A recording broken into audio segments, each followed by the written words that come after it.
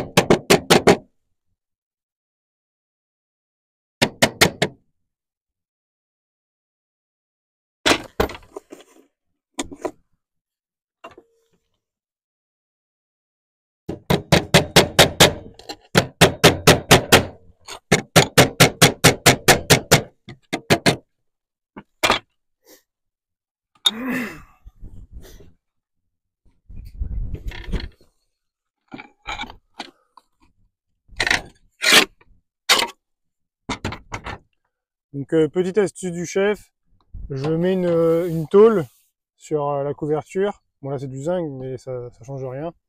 Ça me permet d'avoir une ligne à suivre. Le problème de ne pas en mettre, c'est qu'on aura toujours une petite tendance à vouloir suivre les ardoises. Donc on va créer des petites dents de scie. Donc c'est un peu moins beau. Là, ça me permet d'avoir une bonne ligne droite. La petite qui vient contre le noquet, on n'oublie pas de l'épauler, très important. En fait, s'il y a de l'eau à venir, il y aura de l'eau à venir là. Si jamais elle arrive à remonter, le fait d'avoir épaulé, ça va la faire redescendre. Donc là, j'ai mis un litho pour compenser l'épaisseur des 3 ardoises. Je vais avoir un barre-de-lit comme ça. Donc ça va me permettre de cacher mes pointes et de venir raccorder proprement. Et puis ben voilà, il n'y a plus qu'à tout couvrir d'un bout à l'autre.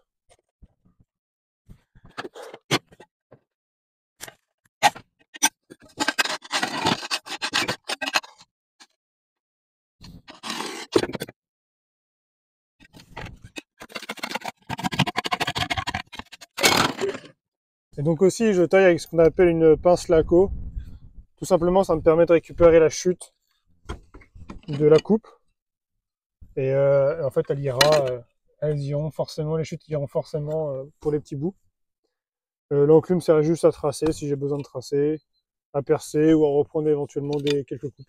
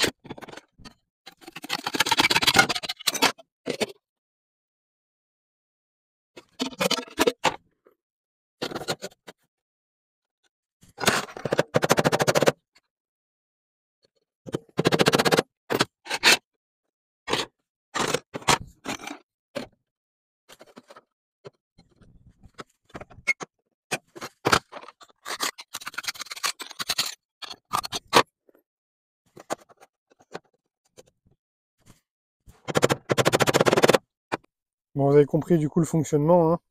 Donc ne pas oublier l'épaulement quand l'ardoise vient contre le noquet, deux pointes quand il n'y a pas de crochet, et puis c'est toujours pareil, toujours la même chose. Donc là on va monter jusqu'en haut.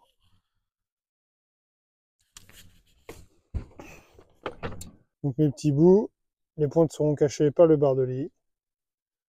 Donc on a terminé tout le bardage ardoise jusqu'en haut. Et donc maintenant on va s'attaquer au barre-de-lit. Donc voilà le barre-de-lit. Donc c'est une demi-ardoise, comme ça on fait 2 barres de lit dans une ardoise. Et donc ça vient bien cacher le raccord, la pointe, et puis le petit raccord là, quoi. Et donc ça va être à faire jusqu'en haut. Donc ça va tout cacher. Et par-dessus, on viendra faire une rive débordante. Donc pour le bordelier, il y a plusieurs façons de faire. Moi personnellement, je mets 2 pointes. Donc j'en mets une en tête qui va être cachée et une au cul qui vient juste au bord de l'ardoise. Ça permet que ça tienne beaucoup mieux. Après, certaines personnes en mettent 2 ici et en mettent pas d'apparente. Personnellement, je trouve que ça vieillit moins bien. Après, chacun fait sa façon de faire. J'en ai mis du silicone aussi, hein.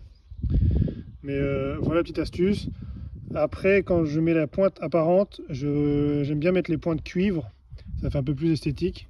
Quitte à avoir une pointe, autant que ça soit joli. Mais étant donné qu'en dessous, on a des noquets en zinc, bon, c'est pas ça qui va y jouer beaucoup. Mais bon, autant jouer la sécurité, sachant que le cuivre bouffe le zinc. On va pas prendre le risque, trop de risques. Donc on va opérer pour des petites pointes en galva comme ici. Et après, avec la rive débordante, on verra très peu les pointes. Donc c'est parti jusqu'en haut.